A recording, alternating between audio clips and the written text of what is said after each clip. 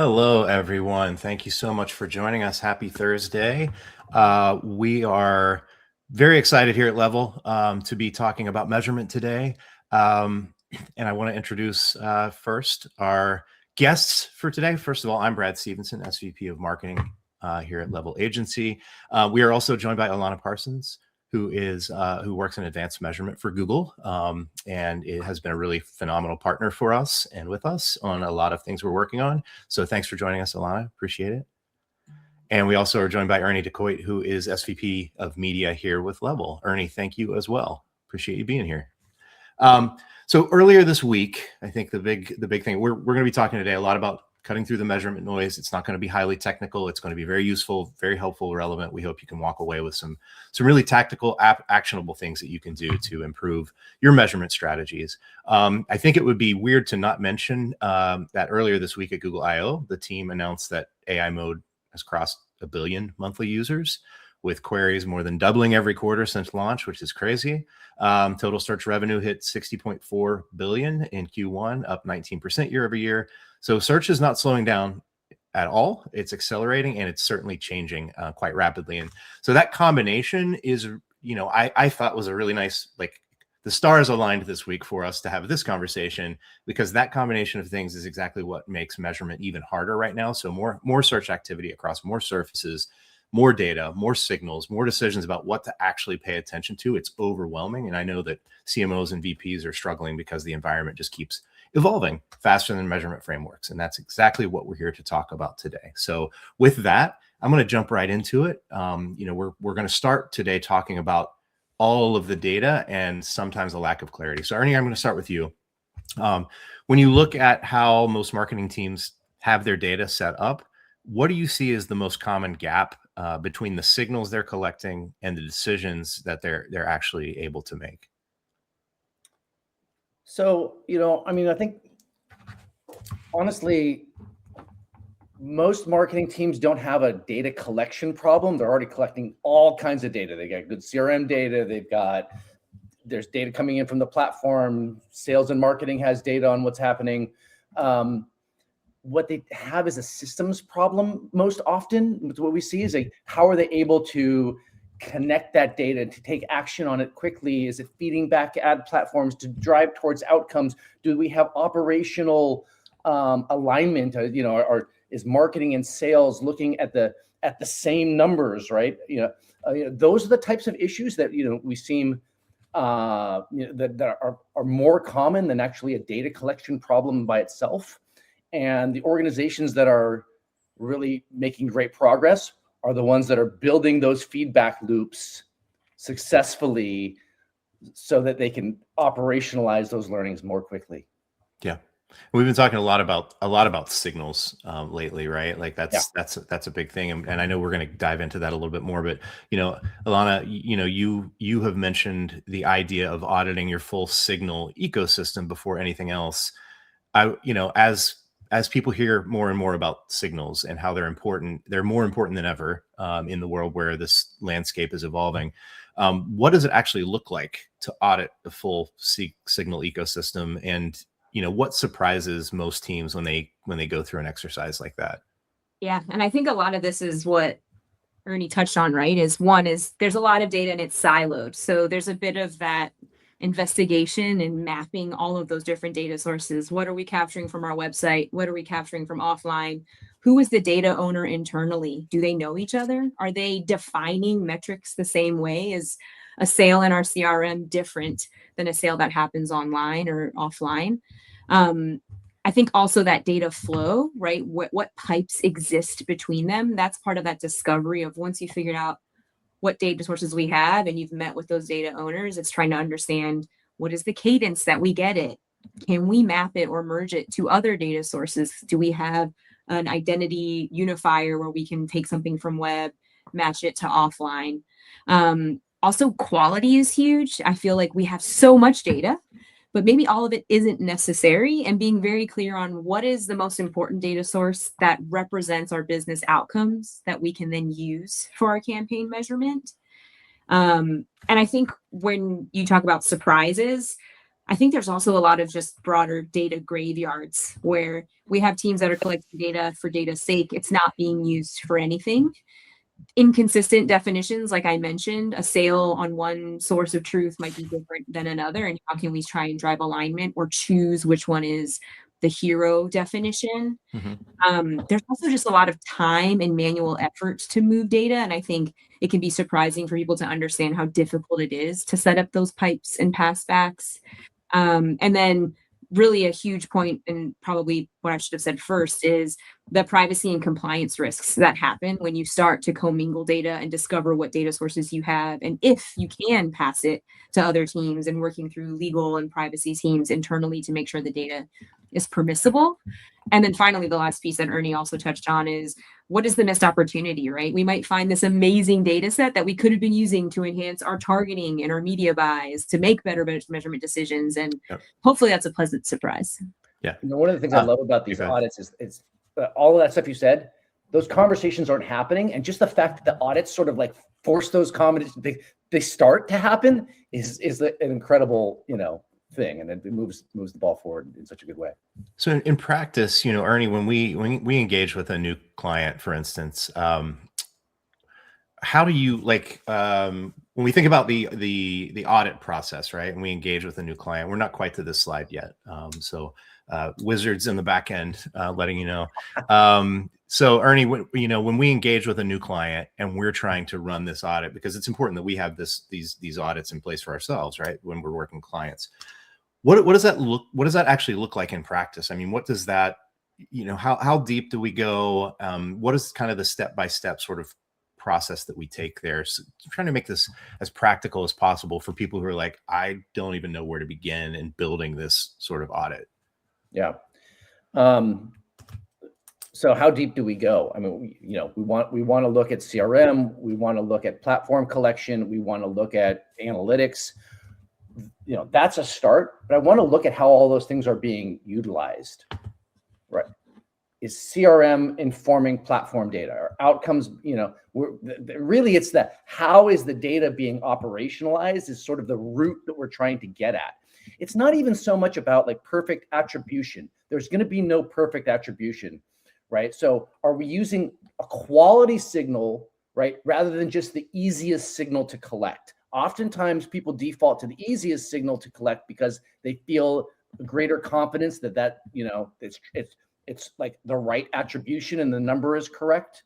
But it's not about bean counting. It's about directional, directional signal towards what's good. And so I think that's one of the big things that we're really like looking at when we audit a company's data collection.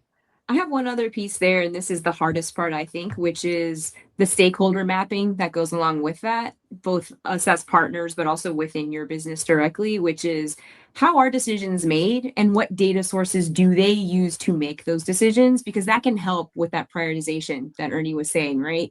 My CFO doesn't care about what our tag on our website is saying. Our CFO cares about that true bottom line sales that's ratified by our CRM partner. I think once you understand who are the stakeholders, what decisions they're accountable for making, and then plugging into what data sources they use to make those decisions, you can start to get closer and start to kind of pull the thread on that audit a little bit more. Yeah, great. So yeah, now to the stat that I want to talk about here, which is 80% of US marketing analytics professionals reported that implementing insights from incrementality experiments have a high impact on revenue growth. And that number is striking, but what I think it reveals is not just that marketers want better measurement. It's that they've done the incrementality experiment. They've seen what data can do. They've gone back to, waiting 90 days to act on it. And so the insight's there, but it seems like often speed isn't. And so that brings us kind of to the second theme here of the day, which is quarterly insights are not, these days, quarterly insights are not fast enough. You can't wait till the QBR to make decisions about what's happening with your marketing efforts. So Alana, we'll start with you here. There's been a lot of conversation around agile media mix modeling and getting closer to real-time insights. For a marketing leader who's been running on quarterly cadences, how do you start to speed that up and build a more real-time approach to making decisions? And by the way, I want to mention we are going to do a 15-minute Q&A, live Q&A at 1:30. So please place your questions about anything related to measurement data practices in the chat, and we will get to as many questions as we possibly can. Sorry, Alana, back to how do we speed things up? Yeah, I want my data now. I want to see what happened yesterday so I can spend my next dollar perfectly tomorrow. And I think the first piece is, let's start with manageable chunks, starting small and being focused. I wouldn't try and overhaul everything or solve every media decision at the same time. So what is that one or two top questions or channel questions or insights that would be most valuable, so that we can identify what is the priority that we need to focus on more quickly, right? Is it we need to get back on track with new customer acquisition? That's the hero statement. And we know that search and social are our key channels for that. We're really only going to focus on getting those real-time insights just on those two platforms for this specific insight. So scoping what we can do quickly, and don't get lost in the sauce with all of the other questions we could be answering and maybe don't need to be answered in real time. There are also other sources that have more frequent data. So a test can take longer to run, take longer to get those insights. And so you can explore data sources that are updated more frequently. That can be the in-platform attribution you're seeing with your media partners. That can be what your site analytics is saying. There's 2x2 I always like to show that talks about speed versus accuracy. And if you're okay sacrificing some accuracy for speed, you can really lean into some of the in-platform reporting you're getting across the platforms you're buying from.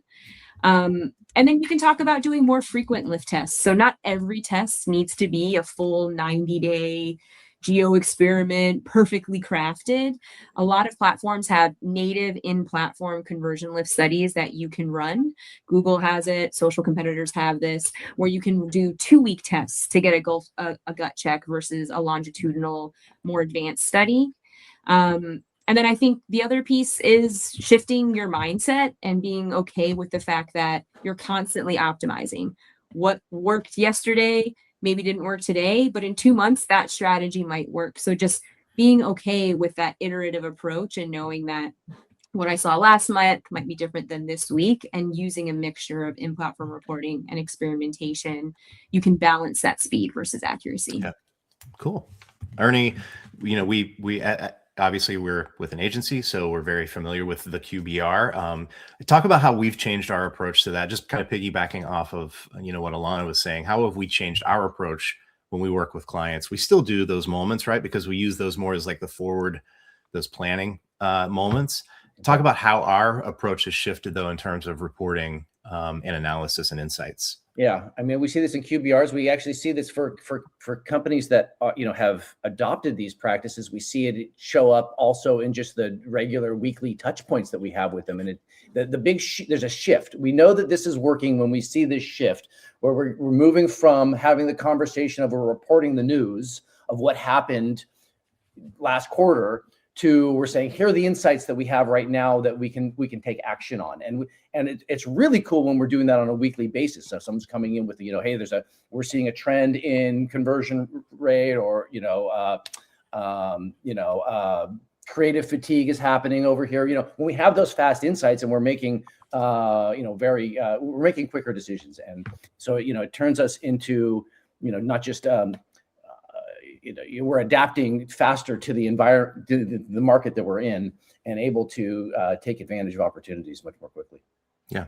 When you think about the, sort of simplest thing, like what's the simplest thing that a marketing leader can do tomorrow to start to kind of speed up what insights they're gleaning from the data? And Alana, I'll let you answer first. I would love to hear from each of you. Like, hey, if I were a CMO and I was having these 90-day cycles, what I would do tomorrow is blank. I have 2 priorities I would hit. First is investing in the infrastructure and the automation and the pipes that then make it where those insights can happen more quickly. And that might be an upfront burden, right? So having things like those real-time dashboards, using the real-time in-platform reporting you're getting from your media partners, that automated pipeline is going to be just the way for us to get the data faster. That's kind of that infrastructure and foundation piece.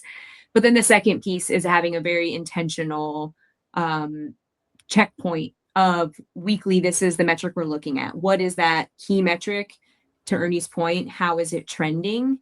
And that being that North Star business outcome that we can correlate to changes. Does it need to be a huge experiment? Does it need to be attribution? But we know that weekly we are going to look at this specific business outcome relative to our media investment, and that's going to be our source of truth, and making sure the organization is accountable to reporting out on that set cadence.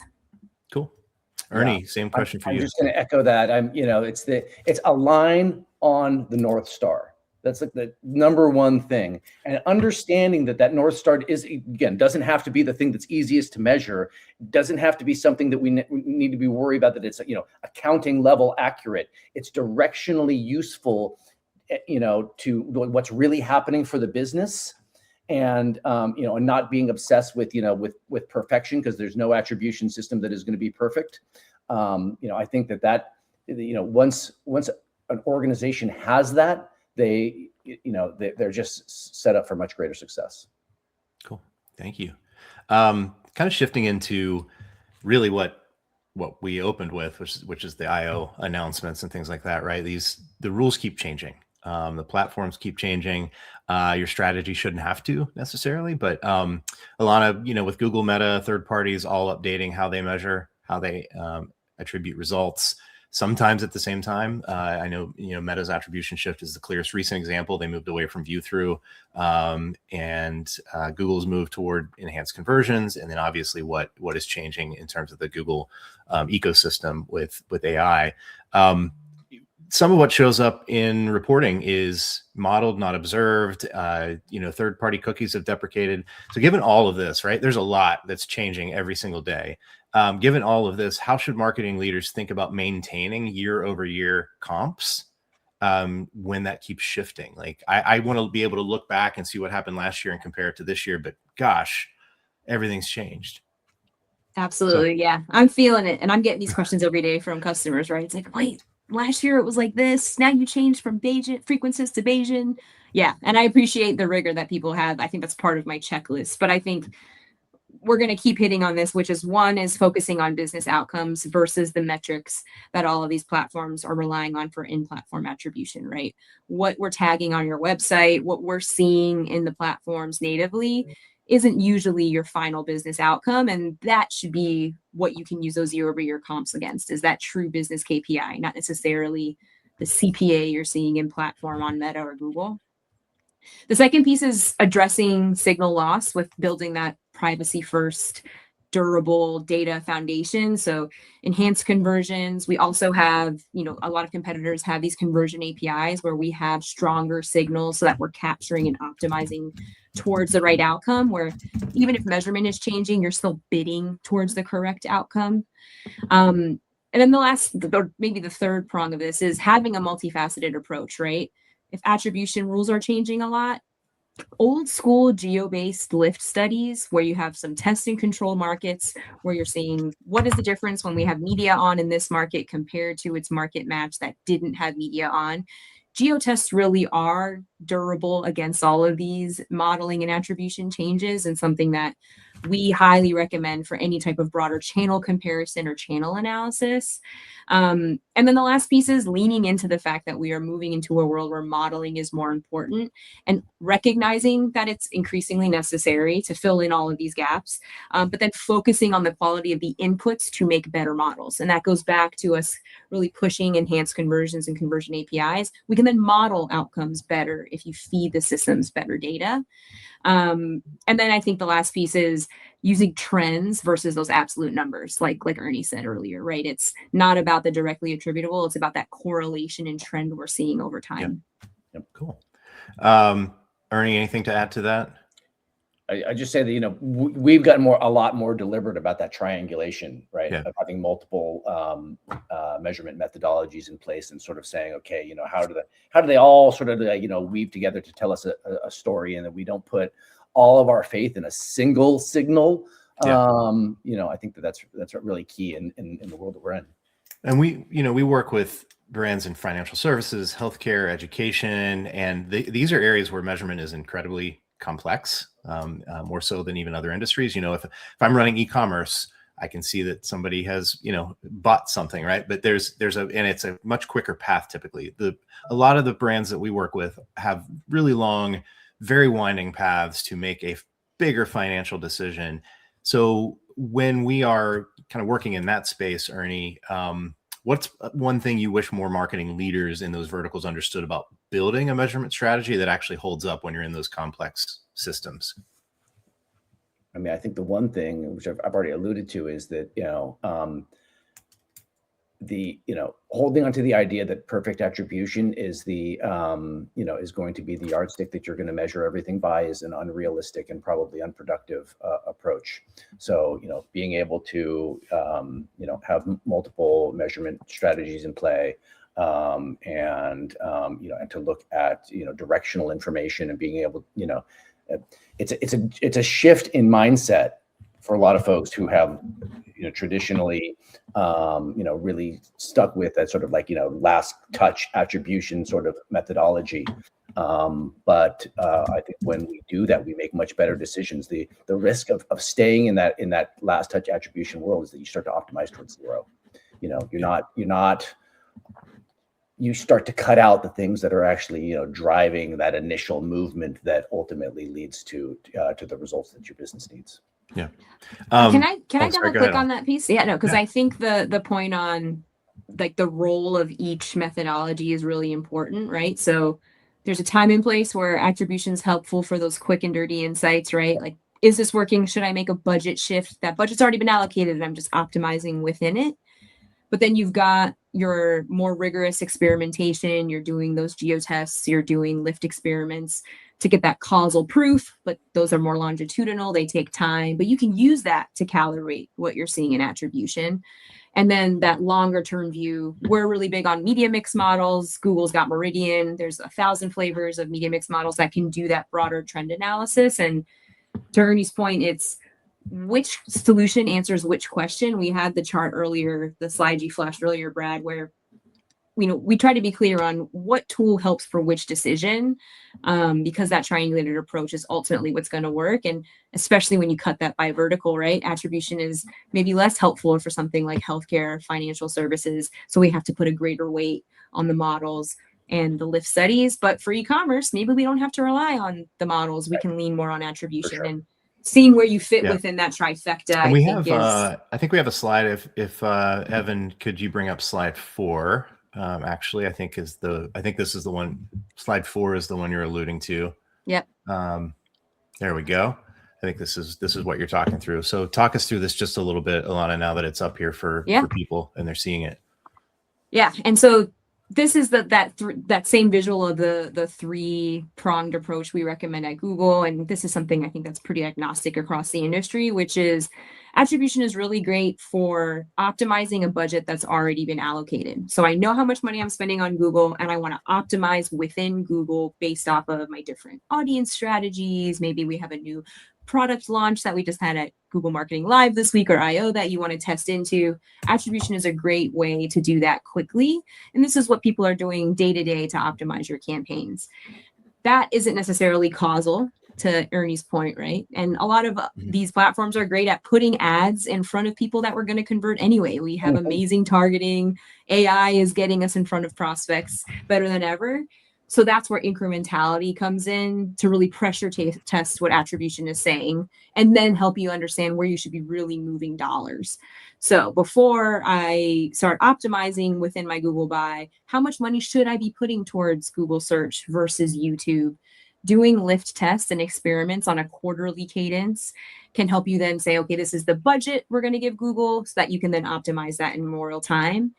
And then if you have enough data and if you have the resources, if you're working with a partner like Level, you can lean on media mix models where you're having a much more robust analysis that's taking more than just your Google and Meta buy, but also looking at what you're doing on linear TV, on billboards, podcasts, radio, taking that full media mix, understanding what the sum of all of your marketing channels are doing towards your bottom line.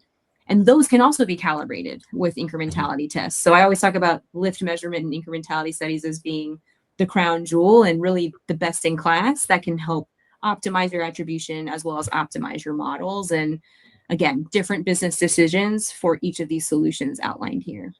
Cool. Awesome. Do you mind talking a little bit about some of the causal impact analysis work that Level and Google have been doing for some of our clients. I think that could be really interesting for people to hear about as they think about, sort of their own experiments and tests. Yeah. Causal impact methodology is something that is open source, exists on the web. It's not even unique to marketing use cases. But what we're able to do is take historical data to train the model on what is the baseline relationship between marketing and sales or leads or whatever that final business outcome is.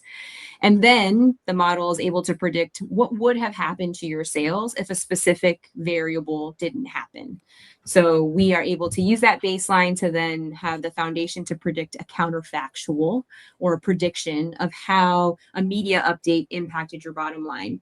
This is part of that incrementality suite in the trifecta of solutions that we provided, but it's actually a mixture of modeling and traditional lift measurement in that it's using historical data to then help you model out what the projected outcome would have been. And so we see this a lot for retroactive use cases where maybe business was good. You had all of the budget in the world to try and test new channels like podcasts and videos.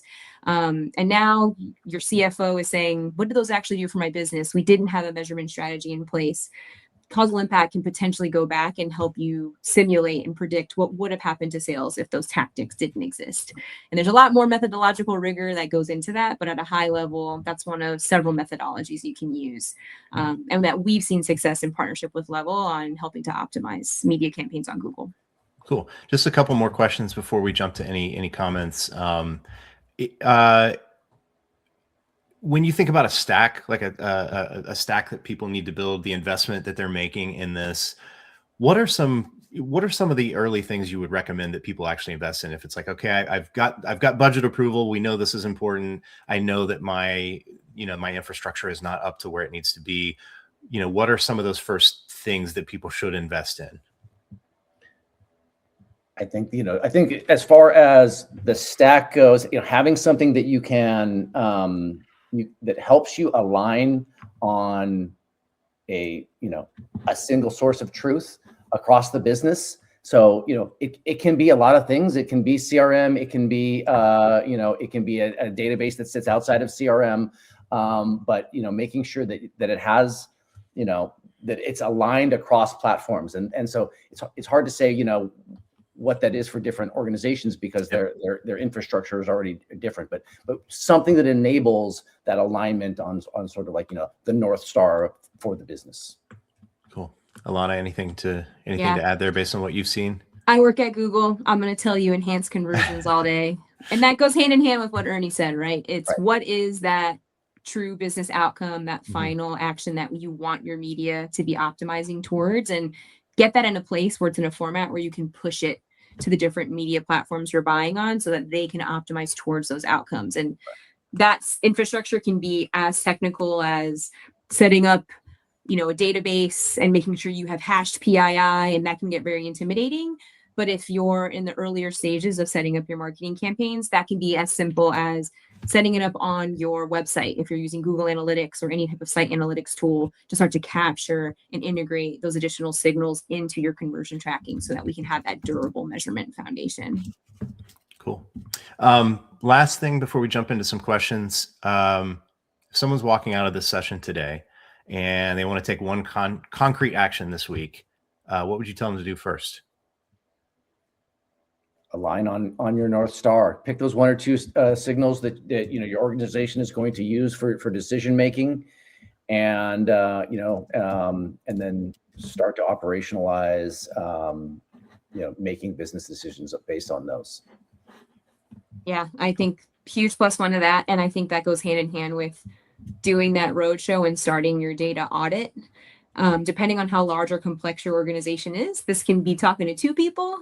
But especially if you're in a more sensitive vertical like financial services or healthcare, this could be multiple teams, multiple meetings, and that work is well worth it. And so I would say start now because it might take you longer to drive that alignment, but it should all be in service of identifying that North Star. Yeah, cool. We only have a few questions, and I'm going to be selfish and ask one more, even if that takes us slightly beyond the 1:30. And I'm throwing a curveball because we did get the Google I/O announcements this week about the changes to the search surfaces. I'm really curious to get both of your very early takes and POVs on, if I'm a marketing leader and I'm reading this news about AI, AI led basically at this point. How should I be thinking about the search engine results experience versus how I thought about it 6 months ago, a year ago? And so either of you feel free to jump in with what you're recommending that people think about as they think about the search experience for their potential customers or customers. I have a hot take, Ernie. Go for it. So I always try to start as a consumer and a user of these products first. I always tell people I just work at Google, but I think about how I interact with search today and how I'm starting to use things like AI overviews and AI mode, where I'm doing so much more speech to search than I ever was. Like, I'm integrating AI into all of my workflows, including just regular search. I'm in the process of a big move. And when I wanted to understand what type of straps I needed to get for my moving truck, it's easier for me to speak that into Google. And then from there, I got a nice product promoted listing from Lowe's. Perfect timing. They heard the keyword where I talked about moving. I wanted to know where I could buy this specific strap, and I was given that relevant response. And I'm probably going to hit Lowe's after this call. If Lowe's is the advertiser in this case, the search experience really tied that whole loop together. So it's really just how people are searching, but that same behavior of me typing what is the best thing to do, it's still the right place for you to be as a marketer. It's still where consumers are looking, and getting even more specific at driving you to the best type of ad copy, the best product recommendation for commerce especially. And so I think there's a huge opportunity to take advantage of that with diverse creatives, more tailored messaging based off of how specific you can get with queries. But that's just me with my big move that I've been talking about for the last 2 months. Yeah, no, that's great. I tend to not type very much anymore these days at all. So that's really good. Ernie, what do you think? I'm gonna expand on all of that, right? So what does that mean for how do we actually do the thing? Whether it's you're using voice search or people are typing things in, the search query length is just longer. So the days of sort of like, let's just do exact match and it's all going to work, that's not necessarily the best approach anymore. It's not the best approach anymore. So, leaning into things like whether it's broad match, AI max, P max, that are more about aligning with intent. That is the way that we have to do search right now. The old way is dead, and this search experience that people have been using for 20 years, more than that, is going away too, right? It is now this, generative experience, or they're in AI mode. And so as an advertiser, I want to be there. And the ticket to that is to lean into these AI, centric tools, whether it's AI Max or P Max. That's how you show up on those surfaces. You don't want to leave that out there. Otherwise, you got more and more people searching for a smaller, part of the overall search experience, and that's going to be an expensive proposition that's not going to work out for businesses. We need to lean into this stuff. Yeah, and if anybody on is going to be at SMX Advanced June 3rd through the 5th, we will actually be talking about unifying the search experience and thinking more about the search engine results page as a whole and auditing the SERP rather than auditing a set of keywords individually, and thinking about AI, traditional SEO, and paid working together in unison for efficiencies, and also for the ownership of particular queries that people are asking. That is going to lead me right into the first question that I want to get to here. And by the way, we do have a QR code up here where people can get an AI visibility scorecard, speaking of the search experience, to see how your brand is showing up for specific relevant prompts. But also, if you want to talk about your measurement strategy with us at Level, you can just go to our website, level.agency, and reach out directly through the website.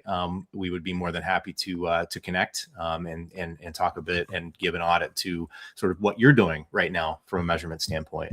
But jumping to the first question here that is about the SERP. So I'm going to go to Kaylee's question, which is, what metrics should advertisers actually watch to understand how SERP changes are affecting their campaigns? Is impression share still a meaningful metric when the SERP looks so different than it did 2 years ago?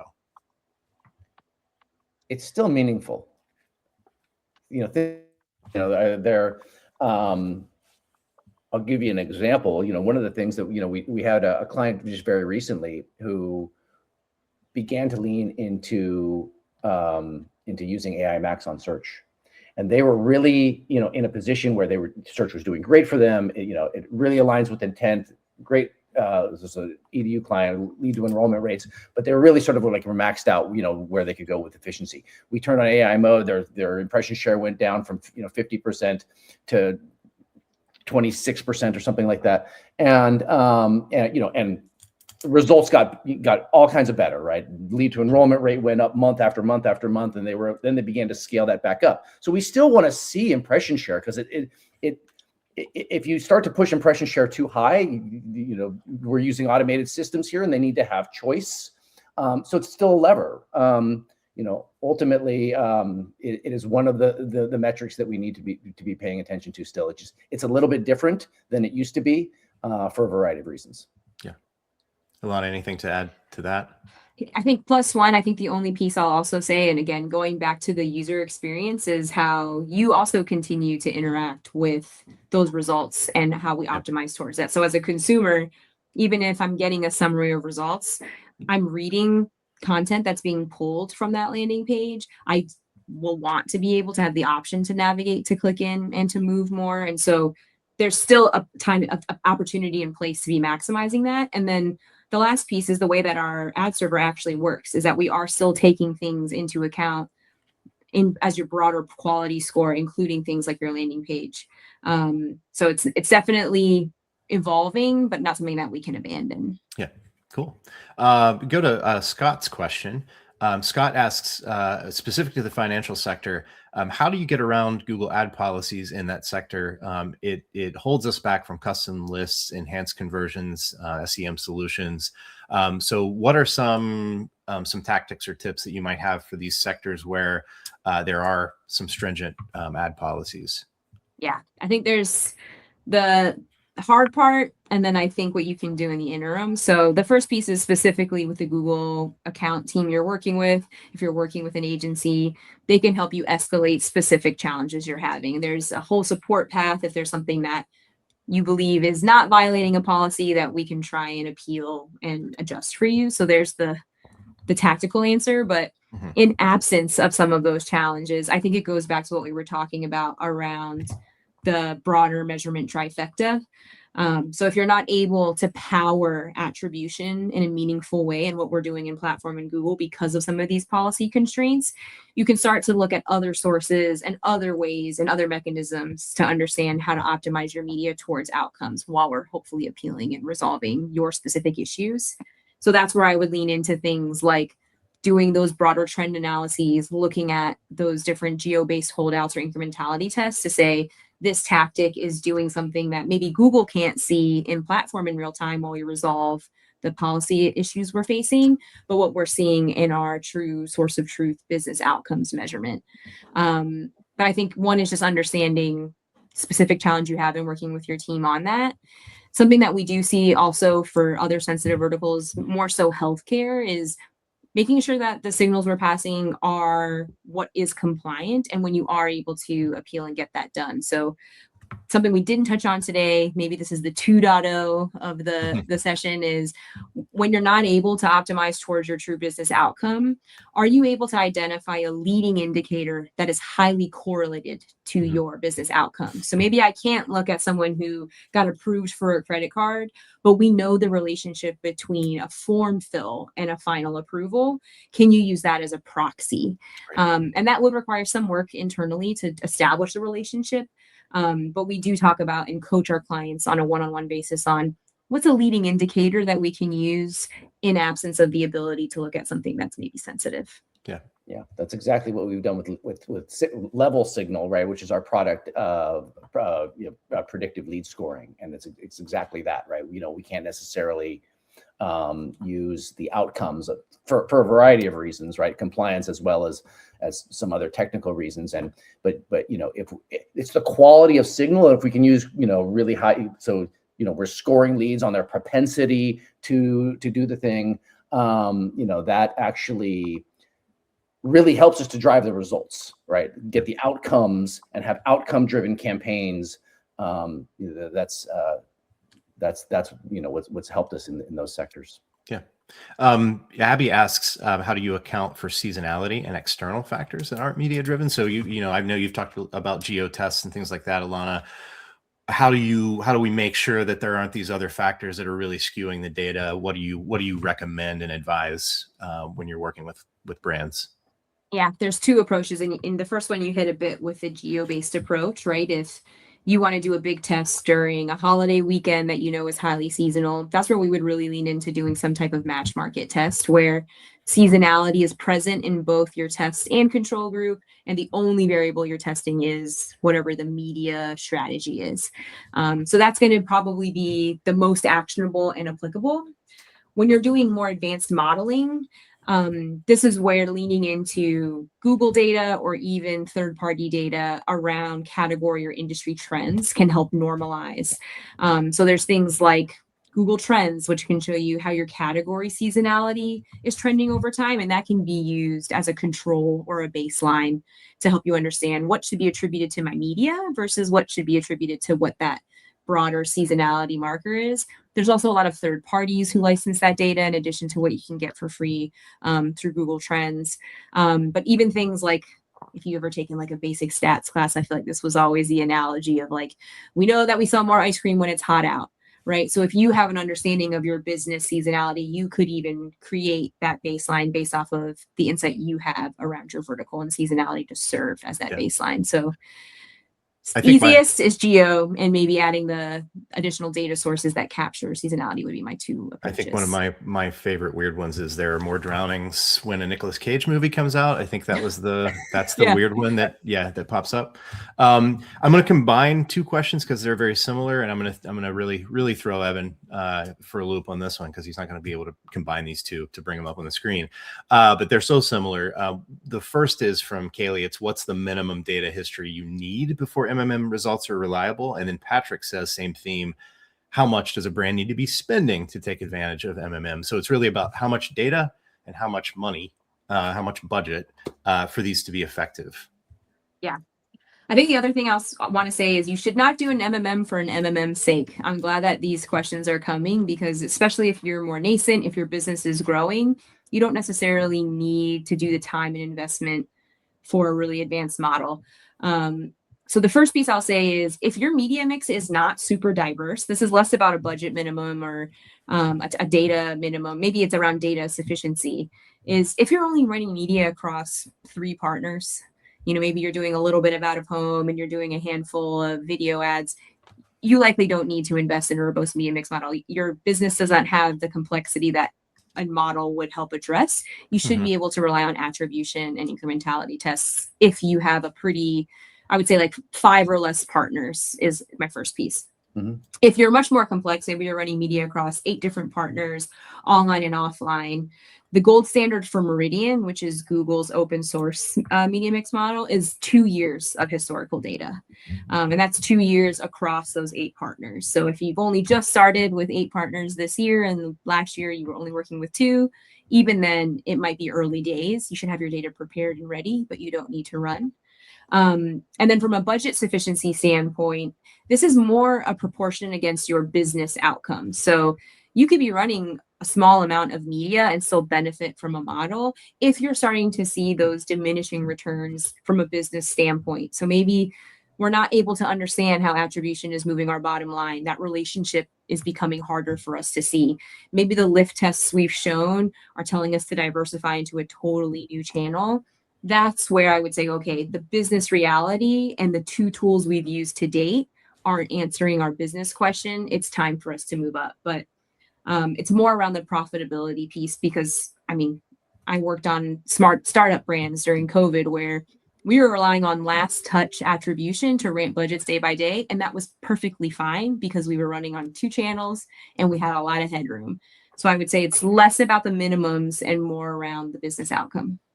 Okay. And what about incrementality tests? What would you recommend there in terms of budget? How people need to be thinking about the spending there to really make those valuable? Yeah. So I think for depending on the type of test, if you're looking at how can I optimize a tactic, like a bidding strategy or intent-based audience, affinity-based audience. You can do those in platform, and each of the media platforms you're buying on have their own minimums. In Google, we have a $5,000 minimum to run a conversion lift study if you want to do something like optimizing your Google mix or your Google bidding strategy. For a geo-based test, this would go more towards what is the sufficiency needed for us to detect lift. So when you're choosing your markets for test and control, you want to make sure that those have enough signal, enough conversions to get a meaningful result. So it's not a hard and fast number. It's going to be different per business, but it should be you're testing in markets that have enough volume for you to feel confident that it's representative of maybe your national buy or your fully geo-targeted buy. I always say anecdotally, if you're making a change that's less than 5% of your total mix, it might be hard for you to measure the incremental impact because there's so many other factors happening, but that's more the Alana anecdotal answer versus a Google approved answer. Cool. Well, we are at time. I want to thank you both. Alana, thank you for being here. Really appreciate it. Ernie, thanks for being here as well. You kind of have to be.